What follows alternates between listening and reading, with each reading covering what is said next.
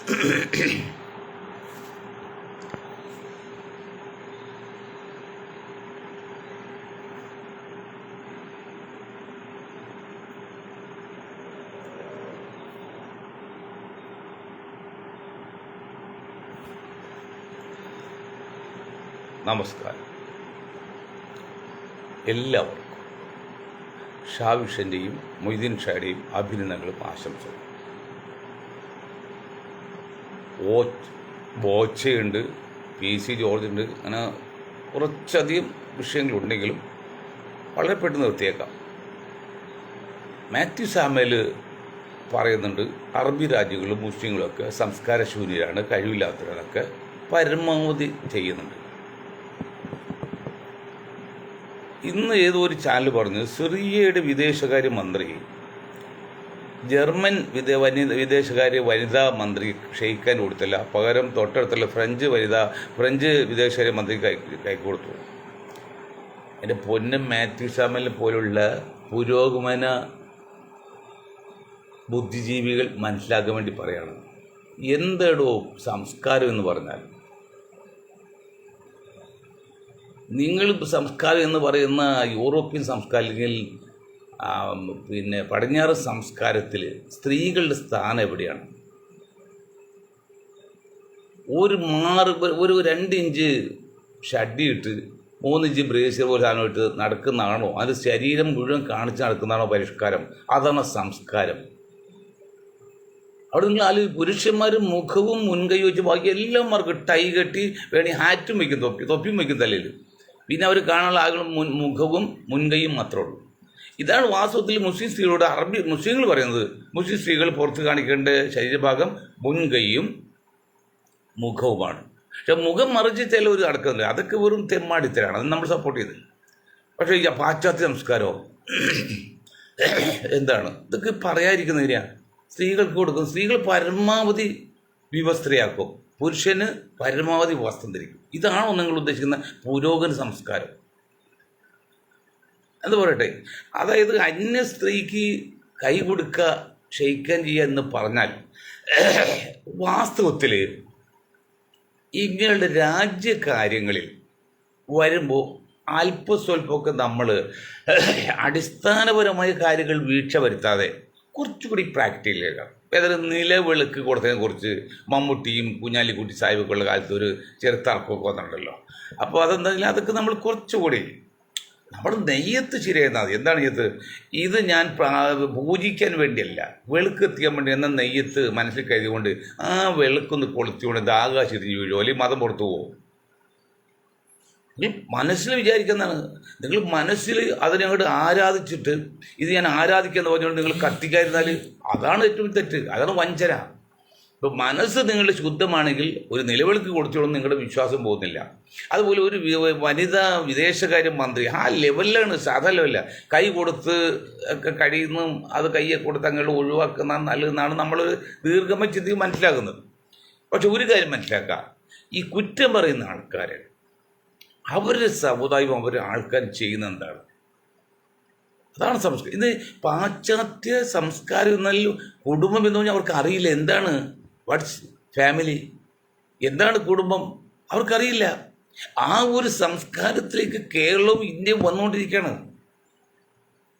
കാരണം അമേരിക്ക അതുപോലെ സംസ്കാരം എടുക്കാൻ വർഷങ്ങൾ പിടിച്ചെങ്കിൽ ഇന്ത്യയെ പോലെ രാജ്യത്തിൽ കേരളത്തെ പോലുള്ള ഇവിടുത്തെ വനിതകളൊക്കെ ഏതാനും വർഷങ്ങൾ മതി. അതുപോലെ കുടുംബം ആവശ്യമില്ല, വിവാഹം ആവശ്യമില്ല, കുട്ടികൾ ആവശ്യമില്ല. എന്താണ് നടക്കുന്ന ലോകത്ത്? ഇപ്പം ഞാൻ മുന്നറിയിപ്പായിട്ട് പറഞ്ഞു, ചൈന ഇറക്കിയൊരു സ്ത്രീ രൂപമുണ്ട്, 2 ലക്ഷം ഇന്ത്യൻ രൂപയാണ് കൊടുത്താൽ കഴിയും. അവർക്ക് സ്ത്രീയുടെ എല്ലാ ജീവൻ ഒഴിച്ചു ബാക്കി എല്ലാം ഉണ്ട്, നാച്ചുറലായിട്ട് പോലെ. അതൊക്കെ കിട്ടിയാൽ പിന്നെ നമുക്ക് കല്യാണം കഴിക്കുമോ? എന്താണ് ഈ മൂടി വയ്ക്കണമെന്നുള്ളത്? തുറന്നു കഴിഞ്ഞാൽ പിന്നെ വിലയില്ല, അത് മൂടി വയ്ക്കണം. നമ്മൾ പൊതിഞ്ഞ ഒരു മിഠായി തുറന്ന് കഴിക്കുന്ന പൊതിയാത്തൊരു മിഠായി കഴിച്ച് നമുക്ക് തൃപ്തി വരുന്ന അതാണ് പൊതിഞ്ഞ് വയ്ക്കുന്നത്. ഇത് തന്നെയല്ല ആധുനിക സയൻസ് പറയുന്നത്, ഇങ്ങനെ ശരീരം മറിച്ച സ്ത്രീകളെക്കാൾ നല്ലതല്ല ശരീരം മറക്കാടക്കുന്ന സ്ത്രീകളുടെ സൗന്ദര്യവും ആരോഗ്യം എന്നാണ്. സൗന്ദര്യം മാത്രം ആരോഗ്യം എന്ന് പറഞ്ഞാൽ സ്ത്രീ ശരീരം 99% മറച്ച് നടക്കുന്ന മുസ്ലിം സ്ത്രീകൾ സ്ത്രീ ശരീരം 99% ഓപ്പൺ നടക്കുന്ന പാശ്ചാത്യ വനിതകൾ, ഇവർ രണ്ടുപേരെയും ആരോഗ്യവും സൗന്ദര്യവും ടെസ്റ്റ് ചെയ്ത അമേരിക്കൻ ഏജൻസി പറയുന്നത് ശരീരം മുഴുവൻ മറക്കുന്നവർക്കാണ് ആരോഗ്യവും സൗന്ദര്യവും എന്നാണ്. കറക്റ്റല്ലേ? അത് ഒറ്റ ഉദാഹരണം പറഞ്ഞാൽ, നമ്മൾ പൊതിയാത്ത മിഠായി ഉണ്ട്, പൊതിഞ്ഞ മിഠായി ഉണ്ട്, അത് ഏതാ നിങ്ങൾക്ക് ഇഷ്ടപ്പെടുക? നീ എന്തോ ചെയ്തു അതല്ല, അവർക്ക് എന്താണ് ആവശ്യം ആ സാധനം നമ്മൾ വാങ്ങിച്ചു കൊടുക്കണം. അത്ര പോലെ അവർ ബുദ്ധിമുട്ടിക്കാൻ പാടില്ല. അങ്ങനെ പറഞ്ഞിട്ടുണ്ടല്ലേ, വെറുതെ ഇല്ല. അപ്പം ആ വിഷയം പറഞ്ഞ സ്ഥലം ഈ മാത്യു പിടിച്ചോലെ അദ്ദേഹമൊക്കെ ഈ സമുദായത്തെ ഇഴുത്തിയും താഴ്ത്തി കൊച്ചൊക്കെ ചെയ്തത് കണ്ട് മടുത്തിട്ടാണ്. 14-ാം നൂറ്റാണ്ടിൽ, അത് 1400 വർഷം മുൻപ് 6 വയസ്സുകാരി, 9 വയസ്സുകാരി, 14 വയസ്സുകാരി പല കണക്കുകളുണ്ട്. ഒരു സ്ത്രീയെ പ്രവാചകൻ കല്യാണം കഴിച്ചാണ് ഏറ്റവും വലിയ തെറ്റായിട്ട് ഈ ആധുനിക യുഗം പറയുന്നത്, മോഡേൺ ഏജ്. അവൻ ചോദിക്കട്ടെ, നമ്മുടെ മഹാത്മാഗാന്ധി ഏത് നൂറ്റാണ്ടിലായിരുന്നു? 20-ാം നൂറ്റാണ്ടിലായിരുന്നോ? 14ഉം 20ഉം തമ്മിൽ എത്ര വ്യത്യാസമുണ്ട്? ആ 20-ാം നൂറ്റാണ്ടിൽ മഹാത്മാഗാന്ധി വിവാഹം കഴിച്ച സ്ത്രീ 13 വയസ്സിട്ടുള്ളൂ. മറ്റേ അപ്പുറത്ത് വളരെ പേരിട്ട് സന്യാസി വിവാഹം കഴിച്ചത് 12 വയസ്സിട്ടുള്ളൂ. ഇവിടെ പിന്നെ ശൈശവ വിവാഹം സുലഭമായത് ഇന്ത്യയിൽ. അത് 3-4 വയസ്സുള്ള കുട്ടികളൊന്നും പരസ്യം കല്യാണം കഴിക്കും. അവരും വളർന്നു വരുമ്പോൾ അവരും മുമ്പിൽ ഭാര്യഭർത്താവ് ആകില്ല. അത് വേറെ കാര്യം, അതൊക്കെ നിരോധിച്ചാണല്ലോ. അങ്ങനെയുള്ള ഈ ആധുനിക യുഗത്തിൽ 4 വിഷയത്തിലേക്ക് കടന്നാൽ മെയിനായിട്ട് പറയുന്നത് PC ജോർജ് കാര്യം, പിന്നെ ബോച്ച്. അതായത് തെണ്ടിത്തിരിഞ്ഞ് ബോംബെയിൽ ചെല്ലും ജോലി അന്വേഷിച്ച്.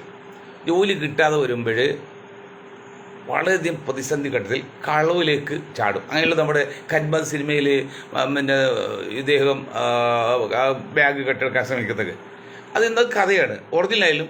അങ്ങനെ ഒരു മലബാർ ഹില്ലും സ്ഥലമുണ്ട്, അവിടെ അധികം മലയാളികളുണ്ട്, പുകയടിക്കാരൊക്കെ എന്താണെന്നാണ്. അപ്പോൾ ഒരു മലയാളി ചാക്കിൽ കുട്ടിച്ചാക്കിൽ കുറച്ച് നാണയമായിട്ട്, അല്ലെങ്കിൽ സഞ്ചിയിൽ കുറച്ച് നാണയമായിട്ട് തോളത്ത് ഇട്ടുകൊണ്ട് നടക്കണം. അങ്ങോട്ടും ഇങ്ങോട്ട് 10 വഴി നടന്നിട്ടും ആരും കൊണ്ടുപോകുന്നില്ല. അപ്പോൾ ഇവൻ വെല്ലുവിളിച്ച്, ഇവിടെ വല്ല പുകയടിക്കാനുള്ള സ്ഥലം എന്ന് പറഞ്ഞിട്ട് എൻ്റെ ഈ സാധനം കൊണ്ടുപോയിട്ട് നിങ്ങളെന്താ എടുക്കാത്തതെന്ന് ചോദിച്ചു. ഇത് കേട്ട് ഒരുത്തൻ തോളത്ത് തട്ടി പറഞ്ഞു, എടാ കഴിവരുടെ മോനെ മിണ്ടായിരിക്കട, ഇതൊക്കെ ഞങ്ങൾ 10 രൂപ തട്ടി നോക്കിയതാണ്, പക്ഷേ അതിന് കുറച്ച് നാണയമുള്ളൂ, അത് വിട്ട് കളഞ്ഞാണ് എന്ന് പറഞ്ഞാലേ. PC ജോർജിനെ ഇന്ത്യൻ മുസ്ലിം സമുദായം വിട്ടുകളഞ്ഞ കേസാണ്. അത് ഒരു മിനിമം യോഗ്യത കൊണ്ട് എതിർക്കണമെങ്കിൽ അത് വിട്ടുകളഞ്ഞു. അതുകൊണ്ട് നമുക്ക് PC ജോർജിന് എന്ത് പറഞ്ഞാലും പരാതിയില്ല. പക്ഷേ പരാതിയുള്ളത് ആരോടാണെന്നറിയോ? ഇന്ത്യൻ മുസ്ലിങ്ങൾക്ക്, മുഖ്യധാര മാധ്യമങ്ങൾക്കും മുഖ്യധാര രാഷ്ട്രീയ പാർട്ടികൾ. അതിലൊന്നാണ് കോൺഗ്രസ്. 20% വരുന്ന 30 കോടികളും വരുന്ന മുസ്ലിങ്ങളിൽ 99% മുസ്ലിങ്ങൾ വോട്ട് ചെയ്ത് ഇന്ത്യ മുന്നണിക്ക് രാഹുൽ ഗാന്ധിയുടെ പാർട്ടിക്കാണ്. ആ രാഹുൽ ഗാന്ധി, പ്രിയങ്ക ഗാന്ധി ഇത്രയും നീചവും നികൃഷ്ടവും നിഷ്ഠൂരവും നിഷ്കരണവുമായി പ്രവർത്തി PC ജോർജിൻ്റെ വായിൽ വന്നിട്ട് ഒരു ഇതര സമുദായം എന്ന നിലയിൽ, മുസ്ലിങ്ങളല്ലല്ലോ, നിങ്ങൾ പ്രതികരിച്ച ഒരു വാക്ക് മിണ്ടിയോ? അവർ കേരള അനുയായികളും മിണ്ടിയോ? മിണ്ടിയിട്ടുണ്ടെങ്കിൽ ഞാൻ ക്ഷമ ചോദിക്കാം. പക്ഷെ ഞാൻ കണ്ടായിട്ട് ഓർക്കുന്നില്ല. കേരളത്തിൽ ഒരു കോൺഗ്രസ് നേതാവോ, ദേശീയതയിലൊരു കോൺഗ്രസ് നേതാവോ ഇത്രയും നീചമായ പ്രവൃത്തി, ഇത് രാജ്യദ്രോഹക്കുറ്റം മാത്രമല്ല, ഇത് കേസെടുക്കുകയാണെങ്കിൽ എത്ര കേസെടുക്കാം. പക്ഷെ അവരാരും മുഖ്യധാര മാധ്യമങ്ങളും മുഖ്യധാര പാർട്ടികളും മിണ്ടിയില്ലെന്ന് മാത്രമല്ല, കേരള പോലീസ് ഒരു അതിബുദ്ധി കാണിച്ചു. എന്താ കാണിച്ചതറിയോ? പാവം സമുദായം എന്തറിയുന്നു. 5-ാം തീയതിയാണ് ഈ സംഭവം ജോർജ് പറഞ്ഞത്. അത് മലജീവിയോ ജനജീവിയിൽ 5-ാം തീയതി, ഇന്ന് 9-ആയി. ഇന്ന് രാത്രി പോലും നടന്നു കേരളത്തിൽ. എന്താണ് ബോച്ചെ അറസ്റ്റ് ചെയ്ത് 4-5 മാസം മുമ്പ് പറഞ്ഞ സംഭവത്തെക്കുറിച്ച്, ഒരു വാക്കിനെക്കുറിച്ച്, അല്ലെങ്കിൽ ഒരു മെസ്സേജിനെക്കുറിച്ച്, ഒരു വാട്സപ്പ് സന്ദേശത്തെക്കുറിച്ച് എത്ര വിപുലമായ രീതിയിലാണ് ബോച്ചയെ വളഞ്ഞ് പോലീസ് വയനാട് എറണാകുളത്ത് കൊണ്ടുവന്നൊക്കെ പത്രമാധ്യമങ്ങൾ ചാനലിൽ എത്ര പരസ്യം കൊടുത്തത്. അത് ബോച്ചയെ സംബന്ധിച്ച് വലിയ പരസ്യമല്ലേ? കാരണം ഒരു കാര്യം മനസ്സിലാക്കണം, നമ്മൾ സിനിമയിൽ പാട്ടോടില്ലേ, തോറ്റ നിനക്ക് 100 രൂപ, ജയിച്ചാൽ എനിക്ക് 100 രൂപ എന്ന് പറഞ്ഞാൽ, അപ്പോൾ ഭാര്യയും ഭർത്താവും തമ്മിലാണ്. അത് കണ്ട കുട്ടി പറയാണ്, അയ്യയ്യേ ഇത് രണ്ടും ഒന്നല്ലേ എന്ന് പറഞ്ഞാലേ. ബോച്ചയെ സംബന്ധിച്ച് പ്രചരണമാണ്, പബ്ലിസിറ്റിയാണ്, അത് എങ്ങനെയും കുഴപ്പമില്ല. അതുകൊണ്ട് വാർത്ത എവിടെ പോയി? PC ജോർജ് ആ വാർത്ത വന്നോ? ഏതെങ്കിലും പത്രങ്ങളോ ചാനലോ പിന്നീട് ചർച്ച ചെയ്തോ? അപ്പോൾ ഒരു കാര്യം പറയാം, ഇരുട്ട് കൊണ്ട് ഓട്ടിയടക്കുന്ന മറ്റിതര സമുദായങ്ങളും മറ്റിതര പത്രമാധ്യമങ്ങളും മുഖ്യധാര പാർട്ടികളും പറയാനുള്ളത് ഇന്ത്യയിലെ മുസ്ലിങ്ങൾ അവർ ഒറ്റക്കല്ല, ഇന്ത്യൻ ജനത അവരുടെ കൂടെ ഉണ്ട്. മാത്രമല്ല ഈ 30 കോടിയോളം വരുന്ന മുസ്ലിം സമുദായം സഹകരിച്ച് നിന്നാൽ നിൽക്കക്കള്ളി ആരും സഹകരിച്ചു. ആവശ്യമാണ് സൃഷ്ടിയുടെ മാതാവ്. നിങ്ങൾക്കൊരു ആവശ്യം വരുമ്പോൾ നിങ്ങൾ തന്നെത്താൻ പ്രതികരിച്ചോലി കണ്ടുപിടിക്കും. അതാണ് പറഞ്ഞത്. സൈക്കോളജി പറഞ്ഞത് ഞങ്ങൾ കൈകാര്യം സൈക്കോളജിയാണ്. പിന്നെ എന്താണ് ആവശ്യമാണ് സൃഷ്ടിയുടെ മാതാവ്.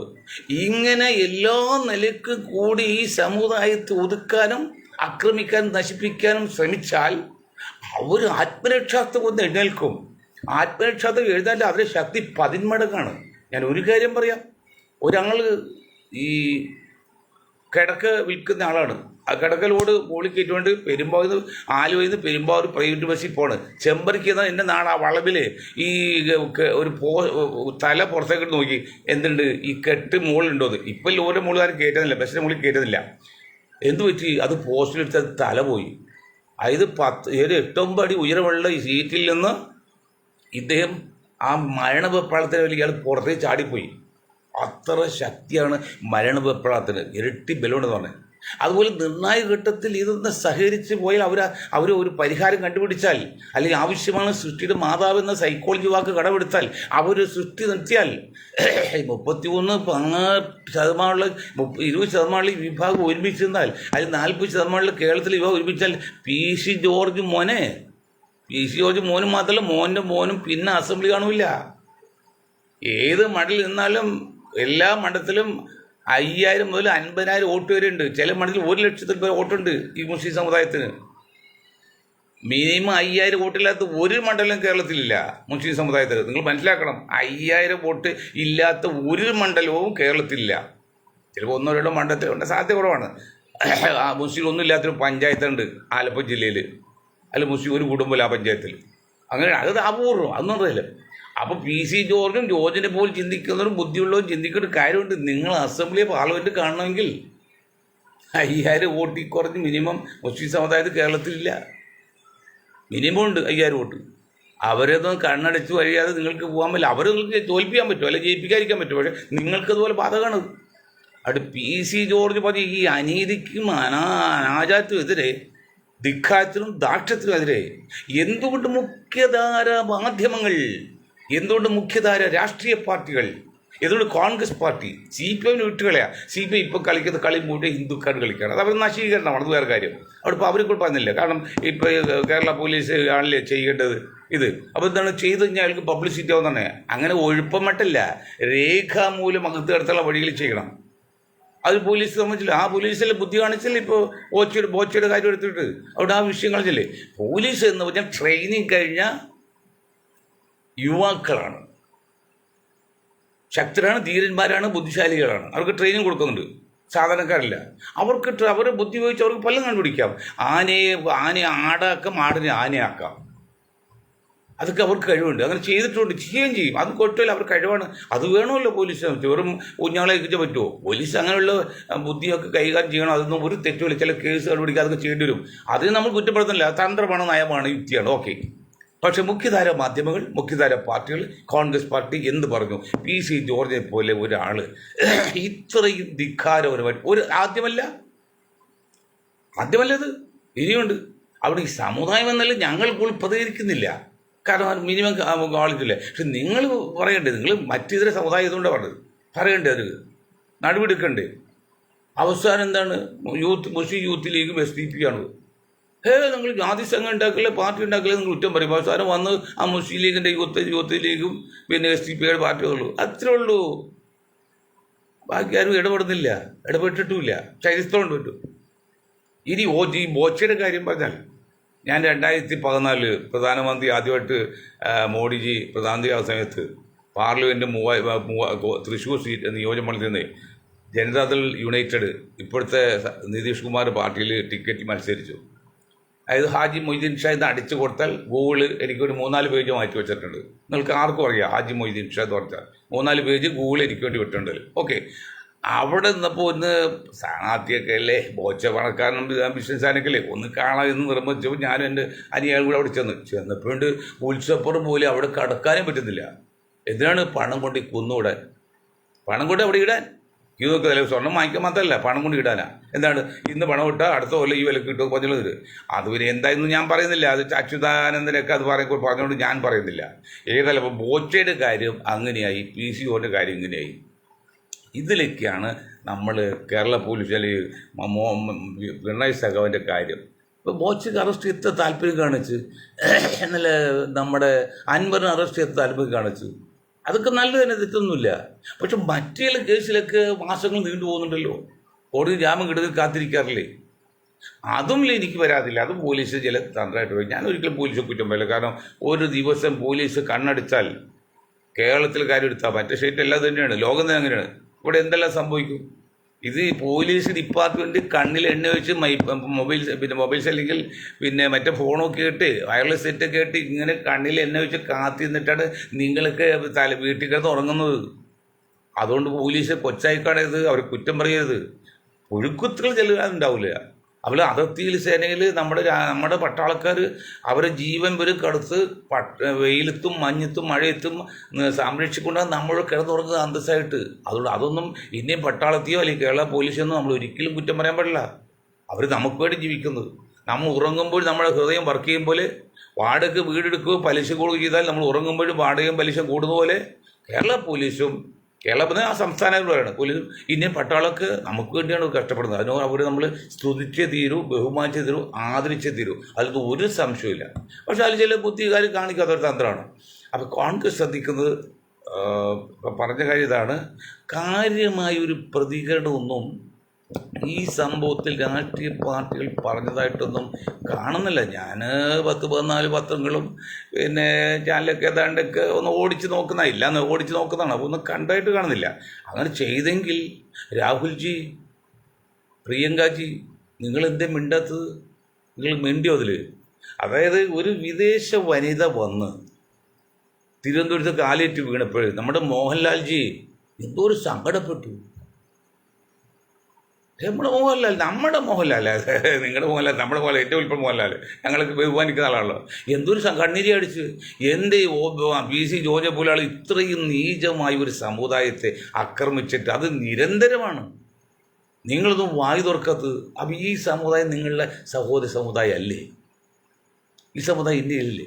PC വേറൊരു കാര്യം പറഞ്ഞ് തുണി പൊക്കി മുസ്ലിങ്ങളെ കൊന്നു, അല്ല മുസ്ലിങ്ങൾ ഹിന്ദുക്കളെ കൊന്നു. അങ്ങനെ തുണി പൊക്കി കൊന്നുണ്ട്. കൽക്കട്ടയിലേക്ക് വർഗീയതയിൽ തുണി പൊക്കി കൊന്നുണ്ട്. അത് മുസ്ലിങ്ങളെ കൊന്നത്, അല്ല PC ജോർജല്ല. പിന്നെ PC ജോർജ് വേറൊരു കാര്യം പറഞ്ഞ്, മുഹമ്മദ് ഗോറി കോടിക്കണക്കിന് ക്രിസ്ത്യാനികളെ കൊന്നു. ഈടോ PC കേരളം വിട്ട് എത്ര ക്രിസ്ത്യാനിയുണ്ടോ ഇന്ത്യയിൽ? പിന്നെ ഇങ്ങനെ ഈ കോടിക്കണക്കിന് ക്രിസ്ത്യാനികളെ കൊല്ലുന്നത്? ഗോറി ഒന്നും കേരളത്തിലേക്കോ ദക്ഷിണേന്ത്യയിലേക്കോ വന്നിട്ടില്ല. എടോ നിങ്ങൾ പറയുമ്പോൾ RSS എഴുതി തന്ന പുസ്തകമാണ് കാണിച്ച് അങ്ങോട്ട് ആ പുസ്തകത്തെ എട്ടിക്കാൻ പറ്റുക. RSS എഴുതി തന്ന പുസ്തകം വായിച്ച് നിങ്ങൾ അങ്ങനെ പറഞ്ഞാൽ നിങ്ങളുടെ അവസാനമാണ്. ഓർമ്മ വേണം. ജനങ്ങൾ വികാരം കൊണ്ട് ആരെങ്കിലും എന്തെങ്കിലും ചെയ്തു കഴിഞ്ഞാൽ പിന്നെ പറയാൻ പറ്റില്ല. ഒരു ജീവിതം നമുക്കുള്ളൂ ഇവിടെ. RSS തരുന്ന പുസ്തകം നോക്കി ജനം TV പോയി ഇവിടെ ഹിന്ദു ക്രിസ്ത്യൻ അത് ഉണ്ടാക്കി അവർക്ക് രാഷ്ട്രീയത്തിൽ വിജയിക്കാൻ പലതും കാണിക്കും. അത് ഞാൻ അവരെ കുറ്റം പറഞ്ഞില്ല. കാരണം രാഷ്ട്രീയക്കാർ ലക്ഷ്യം എന്താണ്? അധികാരം കിട്ടാനുള്ള. ഈ ശവപ്പെട്ടി വിൽക്കുന്ന ലക്ഷ്യം എന്താണ്? ശവം ഉണ്ടാക്കാന്നുള്ള, ശവപ്പെട്ടി വിൽക്കാനുള്ള. അപ്പോൾ ലക്ഷ്യമാണ്. അത് ഞാൻ കുറ്റപ്പെടുത്തില്ല. അതിന് നിങ്ങൾ കരുവായാൽ നിങ്ങൾക്ക് തിരുത്താൻ പറ്റാത്ത അവസരം വരും. എല്ലാ തിണ്ണയും മണ്ണല്ല, ചില തിണ്ണ കല്ലുണ്ടെന്ന് പറയുന്ന പോലെ ഈ ശ്രോതാക്കൾ മുഴുവനും ശാന്തരോ അല്ലെങ്കിൽ ക്ഷമാശീലൊന്നും അല്ല. ഞങ്ങളെപ്പോലെ എന്നെപ്പോലെ ഒന്നും അത്ര ക്ഷമയില്ലാത്തവരും ഉണ്ട് ഈ ലോകത്ത്. ഇന്ത്യയിലുണ്ട്, കേരളത്തിലുണ്ട്. അതുകൊണ്ട് ജോർജ് പറയുമ്പോൾ ഒന്നുകൂടി ശ്രദ്ധിക്കണം. കൊച്ചു മകനും കൂടി ഉണ്ടല്ലോ. എടോ ജോർജ്, ഈ നിങ്ങൾ പറഞ്ഞ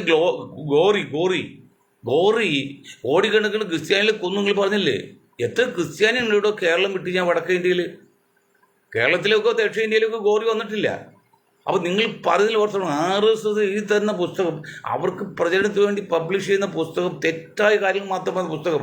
അത് കണ്ട് വായിച്ചുകൊണ്ട് നിങ്ങൾ പ്രോംപ്റ്റ് എന്താണ് ഇത് പറഞ്ഞില്ലേ, നിങ്ങളത് ആവർത്തിക്കാൻ വെച്ചാൽ അത് ശരിയല്ല. അത് അപകടമാണ്, മനസ്സിലാക്കണം. അതുപോലെ മറ്റൊരു കാര്യം, മുഖ്യധാര പത്രങ്ങളും മുഖ്യധാര മാധ്യമങ്ങളും മുഖ്യധാര പാർട്ടികളും. ഞാൻ മുസ്ലിം ലീഗ് സംഘടിക്കുന്ന ഒരിക്കലും പറയും കുറ്റം വന്നില്ല. പക്ഷെ ആ പേര് മാറ്റി മുസ്ലിം എന്ന് മാറ്റും മാറ്റാൻ പറ്റില്ല. ലീഗിന് അതുപോലെ കാര്യങ്ങളുടെ ഘട്ടത്തിലേക്ക് സംസാരിക്കാനോ കേൾക്കാനോ അവർ ഒരേ തോൽ പക്ഷികൾ പോലെ അവർ മാത്രമേ ഉണ്ടാവുള്ളൂ. ബാക്കി ഒരു മുഖ്യധാര പാർട്ടി വന്നിട്ടൊന്നുമില്ല. അവർ വോട്ട് കിട്ടിയാൽ മതി. അത് SDP ആണെങ്കിലും. ഇപ്പോൾ പറയുന്ന വേറൊരു പോയിന്റ് എന്താണെന്നറിയോ? നിങ്ങൾ അതുകൂടി പറയാൻ നിർത്താം. ഇപ്പോഴും പറയാണ് ന്യൂനപക്ഷ വർഗീയത. ഇവിടെ ഭൂരിപക്ഷ വർഗീയ പ്രസ്ഥാനം ഇന്ത്യ ഭരിക്കുന്ന ഈ നാട്ടിൽ ന്യൂനപക്ഷ വർഗീയതയ്ക്ക് എന്ത് പ്രസക്തി? എന്താ പ്രസക്തി ഉള്ളത്? പിന്നെ നിങ്ങൾ അതിന് കുറ്റമല്ല എന്താ അർത്ഥമുള്ളത്? ഇത് കോൺഗ്രസ് ഭരിക്കുന്ന കാലത്താണെങ്കിൽ അന്ന് പറഞ്ഞ EMS പറഞ്ഞ അന്ന് പറഞ്ഞാൽ ഒക്കെ മനസ്സിലാക്കാം. ഇന്നിപ്പോൾ RSS സംഘപരിവാർ എന്ന് പറയുന്നത് ഭൂരിപക്ഷ വർഗീയത തന്നെയല്ലേ, ഭൂരിപക്ഷ തീവ്രവാദമല്ലേ, ഭൂരിപക്ഷ ഫാസിസല്ലേ.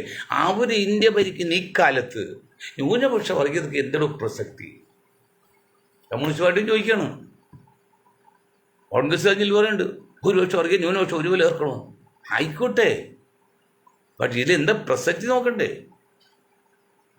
കാലങ്ങൾക്ക് അനുസൃതമായ മാറ്റങ്ങൾക്ക് വിധേയമായി തീരുമാനം എടുത്തില്ലെങ്കിൽ ആ തീരുമാനം നിങ്ങൾക്ക് എതിര് വരും.